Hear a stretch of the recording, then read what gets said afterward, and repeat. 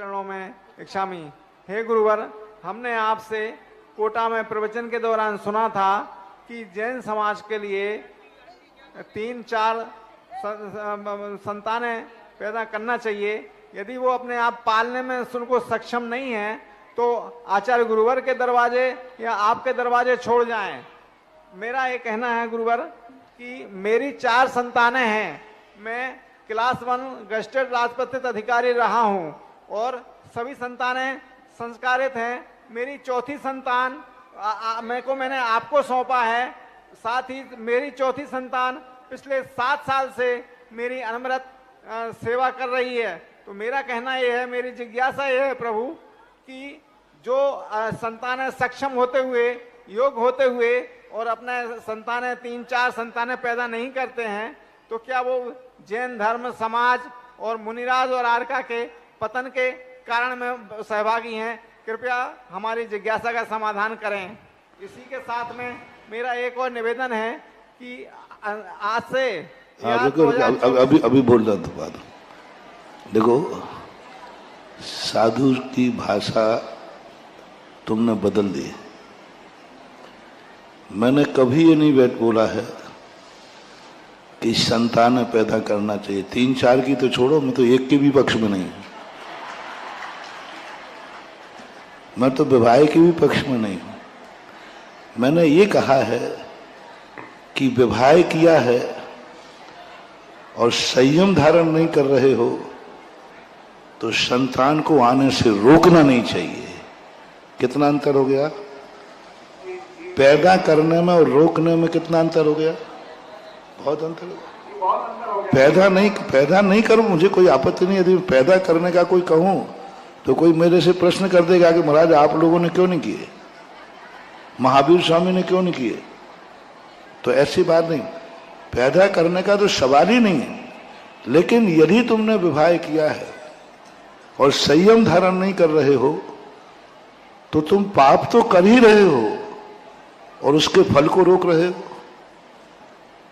पाप कर रहे हो और फल को रोक रहे हो।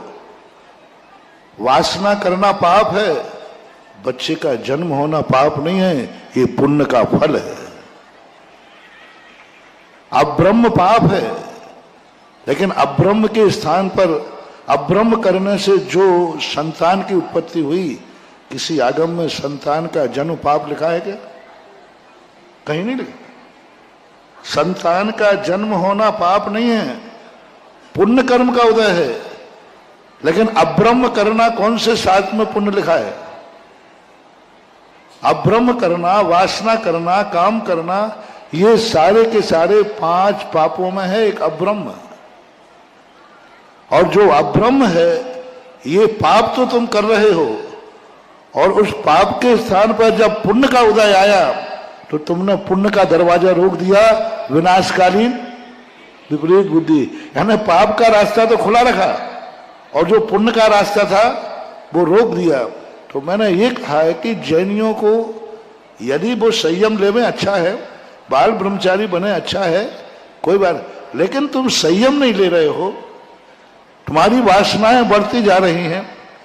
और प्रकृति ने कहा था कि यदि कोई पाप भी करेगा, प्रकृति का कितना बड़ा गॉड गिफ्ट है संतान, प्रकृति की कितनी बड़ी गॉड गिफ्ट है कि तुम पाप भी करोगे तो उस पाप में हम कमल खिलाएंगे, तुम्हें बेटा बिटिया देंगे, पुण्य देंगे जो तुम कर।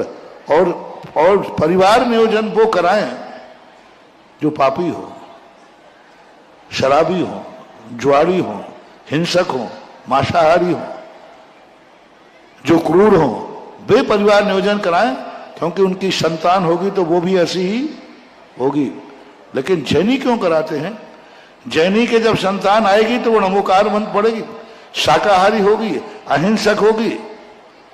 तो तुमने संतान को नहीं रोका है, एक मुनिराज को रोका है।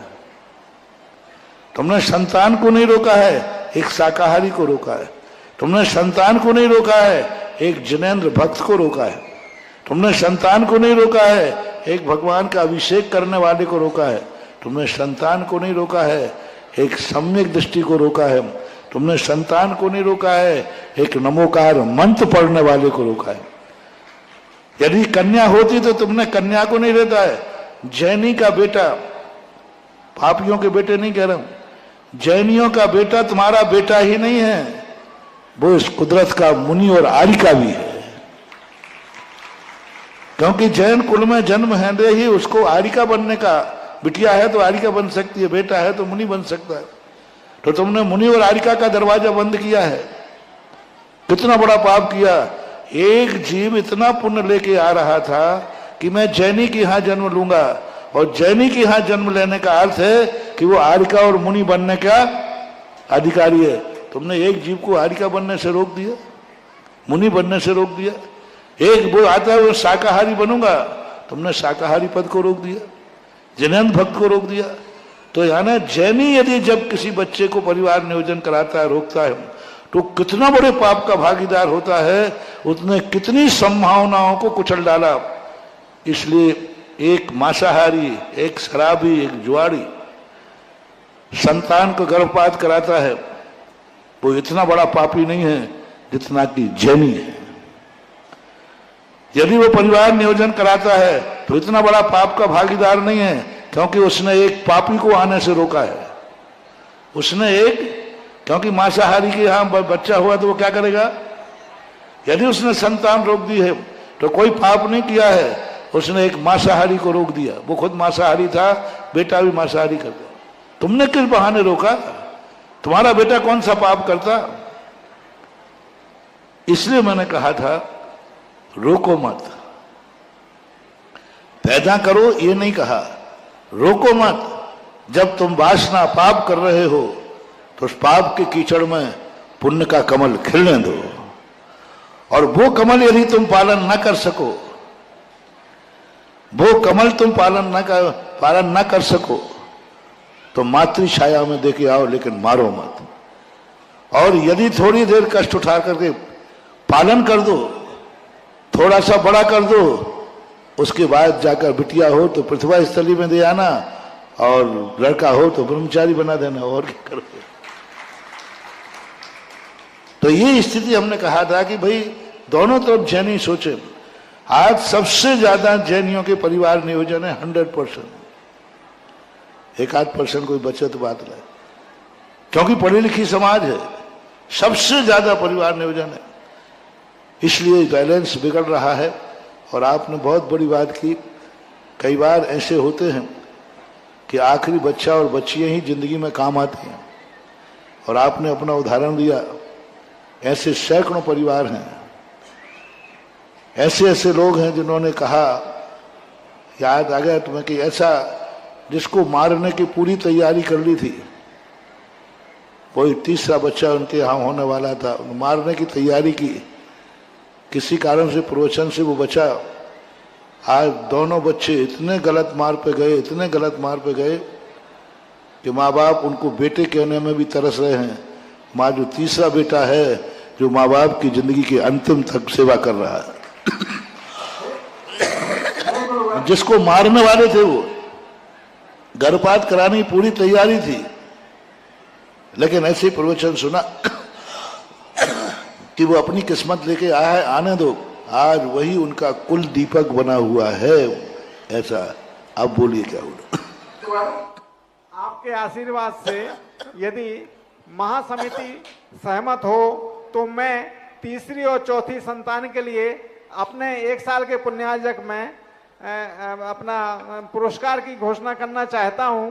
यदि महासमिति सहमत हो, मैंने प्रदीप भैया जी को उसका विवरण बताया है, कृपया कर भैया जी उसका बताएं। हाँ, नमोस्तु भगवान, नमोस्तु। प्रदीप भैया कहना था 2024 में, 24 चला है ना, 2024 में जिनके भी 2 कन्याओं से 1 कन्या ज्यादा होगी उसके लिए इनका पुरस्कार, तीसरी कन्या पर 50,000 और चौथी कन्या पर 1 लाख। और मैं कहता हूं सारे भारत के अमीर लोग ये नियम ले लेंगे ना, और ये राशि ठीक है, उन्होंने अपनी हैसियत से बोली, हेमंत जी की जितनी हैसियत है, उन्होंने भावना देखो कितनी है प्रबल, अपनी हैसियत से कितनी बड़ी हिम्मत की सवाल उसका नहीं, सवाल हिम्मत का है, सवाल सोच का है। और बड़े बड़े लोग ये नियम ले ले कि 2 से ऊपर संतान जिनकी होगी, सरकार रोक रही है कि 2 से ऊपर होगी तो हम नौकरी नहीं देंगे। और जैनी को करना चाहिए, जो 2 से ऊपर करेगा उसको हम पुरस्कार देंगे। और पुरस्कार देने की बात आना चाहिए। हाँ, क्या देखिएगा, इनकी बहुत उदार भावना है और इनका कहना था सुबह से ही लगे हैं कि मेरे को आज एक काम करना है और ये भी मैं नहीं करूंगा, राष्ट्रीय महासमिति जो हमारी बैठी है महिला अधिवेशन वाली, इन महिलाओं के हाथ में सौंपूंगा कि इस वर्ष का पुण्यार्जन तो मैं करूंगा, आगे की व्यवस्था इसको संचालित और आगे बढ़ाते रहे हमारे महिला प्रकोष्ठ। उनकी भावना है कि जिसकी 2024 में तीसरी संतान होगी उसको मैं 51,000 दूंगा और चौथी संतान होगी तो 1,00,000 रुपए दूंगा। लेकिन ये 2024 का सिस्टम है, पीछे का इतिहास लेके मत आ जाना, नहीं तो वो तो हजारों छोरियां इकट्ठी हो जाएंगी। ये सिर्फ 2024 की बात है।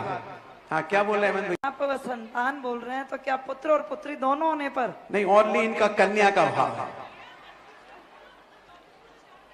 कोई दिक्कत नहीं। कहने का मतलब अभी जो आ जाएंगे उनके लिए, लेकिन उन्होंने शुरुआत की, उन्होंने कहा अगर 5 लाख का भी पुरस्कार होगा, 5 लाख का भी, तो भी मैं देने के लिए तैयार हूं। और भी ज्यादा कन्या आ जाएंगी तो मैं कहीं से भी दूंगा, इस वर्ष का तो मैं कर दूंगा। बजाइए उनके सम्मान में जोरदार तालियां। ऐसे और लोग भी विचार कर सकते हैं। आज कन्या की भ्रूण हत्या ज्यादा हो रही है तो विचार कर सकते हैं। कोई लोग तो ऐसे कर सकते हैं जो बहुत बड़े हैं कि उसकी हत्या मत करो, उसके जीवन की पढ़ाई लिखाई पालन का खर्चा भी दे सकते हैं। और मैं तो कहता हूं मातृ छायाएं खोलो, मातृ छायाएं खोल करके कम से देखो, दुनिया में जो पाप हो रहे हैं वे तो होते रहे हैं और होते रहेंगे। तुम कहो महाराज पापियों को नहीं रोक पाए, हमेशा से पाप होते आए, पर अपन तो एक ही कर सकते हैं, वे भली पाप करें, अनैतिक संतान पैदा करें, होती है, लेकिन वो तो पाप कर रहे हैं, तुम उस पाप के फल को गोदी में उठा लो तो तुम तो महान पुण्य के भागीदार हो जाओगे। कभी कभी किसी के बुरे कार्य करने से किसी का अच्छा हो जाता है। उन्होंने पाप किया और पाप के बहाने तुम्हें पुण्य करने का मौका मिला, तो ये मातृ छायाएं यदि खुल जाए तो बहुत सारे बच्चे अकाल में मरने से बच जाएंगे। महाराज जी, अभी अजय लंबरदार जी जो हमारे पत्रकार महोदय भी हैं, पत्रकार महोदय भी हैं, मीडिया प्रभारी हैं, इन्होंने कहा कि जिनकी चौथी संतान होगी, बेटा हो चाहे बेटी, 1,00,000 रुपया प्रदान करूंगा। जोरदार तालियां बजाइए। लेकिन कंडीशन है चौथी, चाचा काका बाबा की नहीं, एक पिता की चौथी संतान। चलिएगा, जिज्ञासा करेंगे।